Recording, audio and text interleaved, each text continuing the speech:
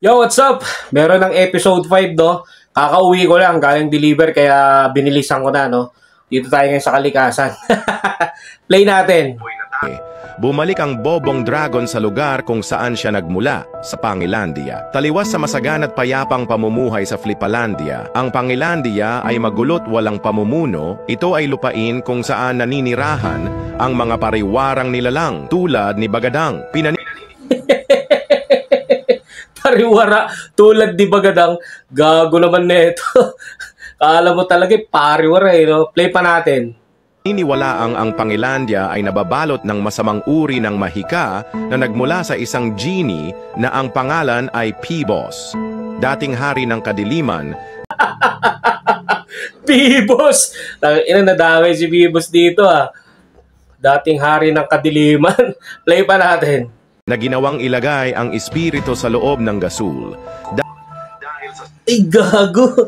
Nilagay sa gasol ng espiritu. Tarantadong akata talaga to. Kupal talaga, puta. Sobrang delikado. Sa pagbabalik ni Bagadang sa lugar, sinalubong siya ng isang matalik na kaibigan, si Yakwan, isang... Yakwan? Natawid dito. Yakwan. Tangina mo, ang unggoy talaga yun. Gago talaga to si Nakata. Gameplay pa. Bong unggoy na tanging nakakaunawa sa utak ni Bagadang. Ikinuwento ng Bobong Dragon ang sinapit niya sa Flipalandia. Naawa ang isa ring tulongges na unggoy at nagsuggest ito na tawagin nila ang grupo ng mga Mongozoid para rumesbak.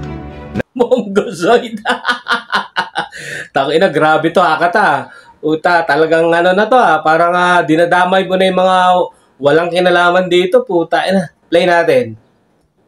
Natuwa ang Bobong Dragon sa naisip ng tangang unggoy, kaya agad silang umalis para tumungo sa kuta ng mga Mongozoid.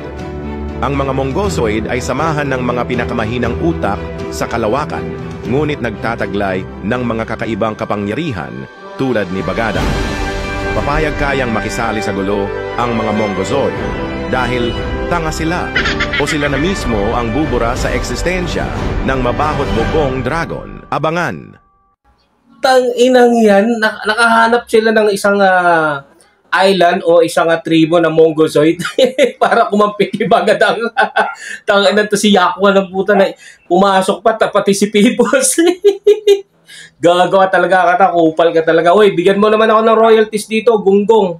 Tang-ina ka. Mamigay ka, hindi yung puro ikaw lang. Yan ang hirap sa'yo eh. Ang dami ko ng episode dito, pucha, oh. Ayop ka talaga. Pero guys, nakakatuwa pa rin itong istorya ni Akatanga, no? Gago talaga eh, no? Pero ganun pa man, suportahan nyo pa rin. Kinangin yan. Alright!